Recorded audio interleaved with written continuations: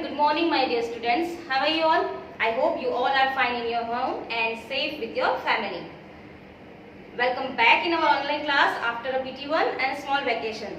So dear students, as you know, we got a new textbook. Sanskrit की हमें नई text book अभी मिली है. I hope आप सबने अभी तक खरीद ली है.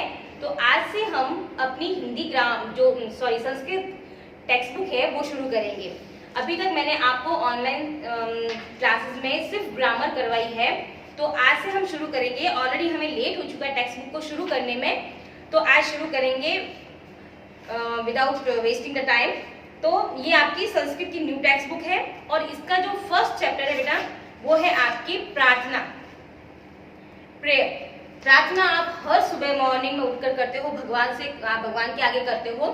तो बेटा देखो, आपकी संस्कृत की कोई भी टेक्स्ट बुक उठा लो, सबसे पहले उसमें पहला जो चैप्टर होता है वो होती है प्रार्थना, है ना. क्योंकि संस्कृत की जो संस्कृत लैंग्वेज में मानना है कि हमें हर चीज की शुरुआत भगवान की प्रार्थना के साथ ही करनी चाहिए. तो ये जो प्रार्थना चैप्टर है ये आपके ओनली रीडिंग के लिए दे रखा है, इसमें कोई भी एक्सरसाइज नहीं दे रखी है. ओके, तो ये सिर्फ हम रीड करेंगे. ओके, कोई भी इससे रिलेटेड आपके एक्सरसाइज नहीं होगी. तो आज मैं आपके यहाँ पे मैंने आपको दिख रहे होंगे 2 चैप्टर के नाम डाले हैं. तो पहला है प्रार्थना, just for only reading. Okay, and this is the second chapter, गुरु भक्त आरुणि. तो हम आज एक्चुअल में सेकंड चैप्टर ही पढ़ने वाले हैं, गुरु भक्त आरुणि. और फर्स्ट चैप्टर जो है ओनली फॉर रीडिंग है.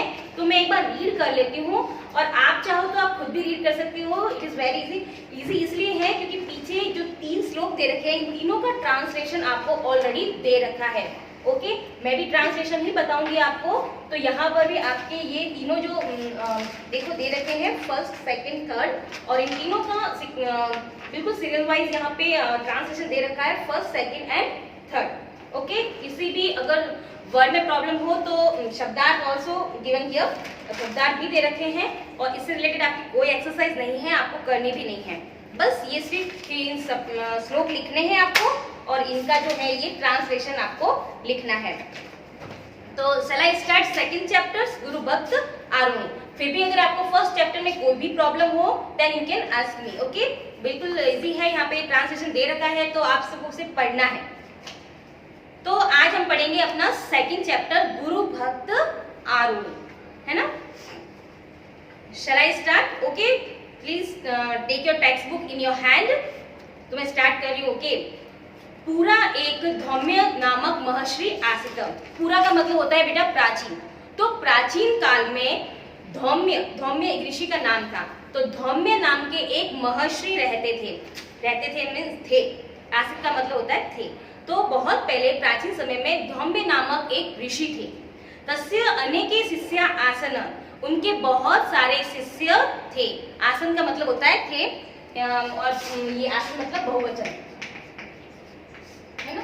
थे बहुवचन में आएगा ये. तो उनके बहुत सारे शिष्य थे. तेषु का मतलब होता है उनमें. मैं लिखती जाऊंगी कुछ वर्डिंग जो मेन होंगे ताकि आपको समझ में भी आ जाए. तेषु यानी उनमें आरुणि नामकः अपि शिष्य आसीत, एक आरुणि नाम का शिष्य भी था. आसीत का मतलब था होता है. अथ एकदा मेघे वर्षति गुरुर आरुणिम आदिशत. एक दिन बादलों के बरसने पर, एक दिन बादल बहुत सारे बरस रहे होंगे तो उनके गुरु ने उनको आदेश दिया, आरुणि के गुरु ने आरुणि को आदेश दिया. वत्स का मतलब होता है पुत्र. हमें ना जैसे आपके मम्मी पापा आपको बोलते होंगे बेटा वगैरह, लाइक दिस, या बेटी वगैरह. तो वत्स पहले बोलते थे ऋषि वगैरह अपने शिष्य को क्या बोलते थे? वत्स का मतलब होता था पुत्र या बेटा. पुत्र. केदार खंडम बंधवा रक्ष. केदार खंड का मतलब होता है खेत का टुकड़ा, है ना. केदार खंड यानी खेत का टुकड़ा. ओके, केदार खंड का मतलब होता है खेत का टुकड़ा. वैसे तो आपके शब्दार्थ पीछे दे रखे हैं, फिर भी मैं थोड़े बहुत हाईलाइट करूंगी, बाकी आप पीछे से देख सकते हो. तो वत्स यानी पुत्र, जाओ खेत के टुकड़े की रक्षा करो, यानी कि आप जाओ आरुणि और खेत की रक्षा करो. क्योंकि बहुत ज्यादा पानी बरस रहा था तो कई खेत जो फिर फसलें हैं, जो मिट्टी जो बहकर न चली जाए, तो इसीलिए गुरु ने आरुणि को आदेश दिया कि पुत्र जाओ और खेत की रक्षा करो. ओके, नेक्स्ट देखिए. आरुणि ततम श्रुत्वा शेतम त्वरितम अगच्छत। आरुणि यह सुनकर, श्रुत्वा का मतलब होता है सुनकर, शेतम त्वरितम, त्वरितम यानी बहुत जल्दी जल्दी, जल्दी जल्दी कहाँ गया? खेत में गया। आरुणि गुरु के शब्दों को सुनकर जल्दी से खेत में गया। तत्र सर्वान जन्म मार्गान मृत्तिकथा अबध्नात। वहां पर उसने सभी मार्गों को, जहां से जल आ रहा था, सभी मार्गों को मिट्टी से बांध लिया। मिट्टी से बांधे मतलब मिट्टी की एक जो बड़ी सी पाल टाइप होती है वो बना दी है उसने, तो सारा पानी रुक गया है।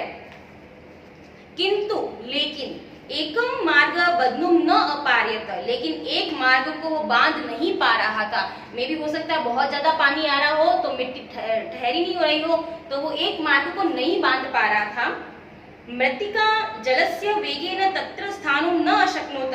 मिट्टी जो है वहां के जल के वेग को, वेगों को मतलब गति को, आपको पता है जब पानी बहुत तेज गति से चलता है तो मिट्टी क्या वो पत्थर को भी साथ में लेके जाता है। तो जल की जो वेग है वो गति थी, इतना फास्ट यानी तेज आ रहा था कि वो मिट्टी उसको रोक नहीं पा रही थी। तदा, तदा का मतलब होता है तब आरुणि स्वयं तत्र समाविशत। तब आरुणि ने क्या किया, वहां वो जगह से जहां से पानी बहुत ज्यादा वेग से आ रहा था वहां वह खुद ही बैठ गया, है ना। और उसके बैठने की वजह से ततो जलस्य प्रवाहो रुद्धो अभवत। तब जल का प्रवाह बंद हो गया।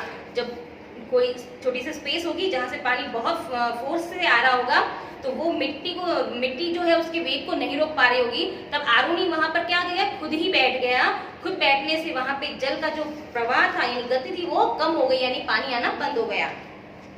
तथा संस्थितस्य तददिनं व्यतीतम, यानी कि पूरा दिन वहीं पर बीत गया।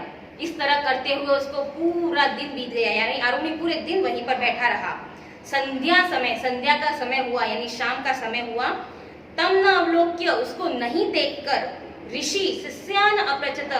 देखो पूरा दिन वो वहां खेत की रक्षा करने में लग गया और वो वहां पर आश्रम में आया नहीं। तब जब शाम का समय हुआ, जब सबकी प्रेयर का टाइम होता है, तब ऋषि ने दूसरे शिष्यों से पूछा कि आरुणि कहाँ है। त्वं गत आरुणि, कहाँ गया आरुणि।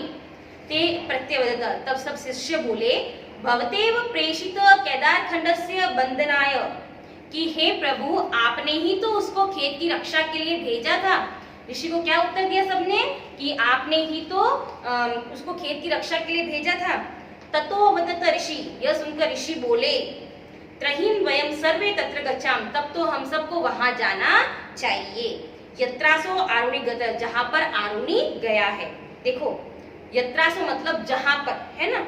आरुणि, आरुणि गत यानी गया, हम सबको भी वहां जाना चाहिए जहां पर आरुणि गया है। ततः पश्चात सर्वे क्षेत्रे गता, उसके बाद सभी कहाँ गए, खेत पर गए, है ना। वो आरुणे, हे आरुणि, वासी वत्स यहाँ गच्छ, तुम यहाँ क्या कर रहे हो आरुणि, है ना। मतलब गुरुजी ने पूछा कि हे आरुणि तुम अभी तक यहाँ क्या कर रहे हो। गुरुना उच्च स्वरेण नोक्तम शब्दम श्रुत्वा, गुरु का ऊंचा स्वर सुनकर, ऊंचा मतलब जोर से जब गुरुजी बोले तो उनका शब्द सुनकर आरुणि केदार खंडात उत्थाय गुरु ग्रहे उपस्थितम, उस केदार खंड से मतलब खेत से उठकर गुरु के पास खड़ा हो गया। गुरु की तेज आवाज सुनी तो वहां पर आरुणि जो वहां बैठा हुआ था वहां से उठा खेत के टुकड़े से और गुरुजी के पास आकर खड़ा हुआ और बोला, अवदत यानी कि बोला, अयम अस्मि भगवन, मैं ये रहा भगवन। निस्सरतो जलस्य निरोधाय केदार खंडे संस्थितम आसनम, निस्सरतो जलस्य निरोधाय केदार खंडे संस्थितम आसन, यानी कि जल के वेग को रोकने के लिए, जल के वेग को रोकने के लिए मैं यहाँ खेत में ही बैठा था। यानी जल के वेग को रोकने के लिए मैं यहाँ खेत में ही बैठा था। आज्ञापयतु किम करवाणी अधुना, आज्ञा दीजिए अब मैं क्या करूं, है ना। जब गुरुजी ने पूछा वो खड़ा हो गया वहां से और गुरु के पास आकर बोला कि हे गुरु मैं यहाँ पर जल के वेग को रोकने के लिए खेत में ही बैठा था, अब आज्ञा कीजिए कि मुझे आगे क्या करना है। Turn your page. आरुणिना एवं मुक्तम ऋषि तस्य गुरु भक्त्या विस्मितो अभवत, आरुणि की ऐसी भक्ति देखकर गुरुजी विस्मित हो गए यानी आश्चर्यचकित हो गए क्योंकि ये बहुत मुश्किल होता है पूरे दिन एक पानी के वेग को रोक पाना, हर कोई नहीं कर पाता है। तो पहले जमाने में बेटा ऐसे ऐसे शिष्य हुआ करते थे जो अपने गुरु के कहने पर अपने अंग तक दान में दे देते। यू नो एकलव्य को जानते होंगे, जिसने अपने गुरु की दक्षिणा के रूप में उनको अपने हाथ का अंगूठा भी काट के दे दिया था। तो बहुत ही अच्छी भक्ति, गुरु भक्ति होती थी उनके मन में कि गुरु ने बोल दिया मीन्स वो भगवान ने बोल दिया। तो इसी तरह आरुणि भी गुरु के आदेश का पालन करने के लिए पूरे दिन उस पानी के वेग को रोकता रहा। तो ऐसी भक्ति को देखकर गुरु जी जो है वो आश्चर्यचकित हो गए आरुणि की, और प्रीतोवदत और प्यार से बोले, वत्स पुत्र, प्रीतोवदत मतलब प्रेम पूर्वक बोले, है ना। तो वत्स पुत्र त्वम मम अभूतपूर्व शिष्य, तुम मेरे बहुत ही अभूतपूर्व यानी अनोखे शिष्य हो।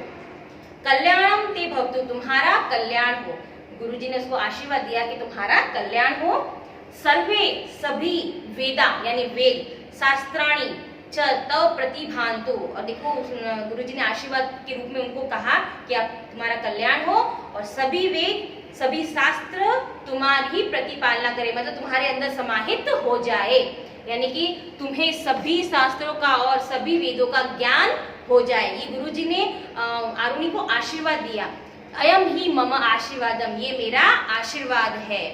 तब तत आरुणि ही गुरो प्रसादेन अल्पनेव कालेन सर्वा विद्या अशिक्षत, यानी कि गुरु के आशीर्वाद से बहुत ही कम समय में, प्रसादेन यानी उनके आशीर्वाद से, अल्पनेव यानी कम समय में, सर्वे शिक्षा जो है वो अशिक्षित यानी सीख ली। तो गुरुजी के आशीर्वाद के फलस्वरूप आरुणि ने बहुत कम समय में सारी शास्त्रों की, वेदों की सारी शिक्षा जो है उसने ग्रहण कर ली। तो ये उनके गुरु का ही आशीर्वाद था, वरना इतने कम समय में जो इतना ज्ञान पाना बहुत ही मुश्किल होता है। लेकिन उसकी शिष्य, उसकी भक्ति को देखकर जो गुरुजी ने उनको आशीर्वाद दिया था कि बेटा आप बहुत सारे वेद, सारे शास्त्रों का ज्ञान आप पे अंदर समाहित हो जाए, यानी आप सीख लो, तो उनके जो आशीर्वाद के फलस्वरूप एक कम समय में आरुणि ने बहुत ज्यादा ज्ञान जो है वो ग्रहण कर लिया था। तो बेटा ये आपकी जो स्टोरी है वो यहाँ पर फिनिश होती है। एक कहानी है गुरु भक्त आरुणि। आई होप आपको ट्रांसलेशन अच्छे से समझ में आया होगा। तो अगर आपको कहीं भी दिक्कत हो रही हो तो ये शब्दार्थ आपके इजी के लिए दे रखे हैं यहाँ पे, आप उनको देख सकते हो। ओके, और अभी थोड़ी देर में मैं आपको इसकी एक्सरसाइज को पूरा फील करके आपको होमवर्क सेंड कर दूंगी। ओके, तो इस तरह से बेटा देखो फर्स्ट चैप्टर प्रेयर जो है वो ओनली फॉर रीडिंग, उसमें आपको क्या करना है, फर्स्ट चैप्टर के तीनों श्लोक लिखने हैं और उनका ट्रांसलेशन भी लिखना है। वो मैं आपको इसलिए नहीं पढ़ाया क्योंकि ऑलरेडी दे रखा है और जरूरत नहीं है एक्सप्लेन करने की, बस आप उनको पढ़ लेना और लिख लेना, तो कोई एक्सरसाइज नहीं है उससे रिलेटेड। ओके, और सेकंड चैप्टर इसीलिए मैंने शुरू किया है क्योंकि हम वेस्ट नहीं कर सकते अपनी टाइम को, हमें अपनी टेक्स्ट बुक को कवर करना है फास्टली। ओके, ऑलरेडी लेट हो चुका है, तो इसकी जो एक्सरसाइज वगैरह है मैं अभी आपको थोड़ी देर में सेंड कर दूंगी। ओके, आई होप आपको समझ में आ गया होगा। Have a good day.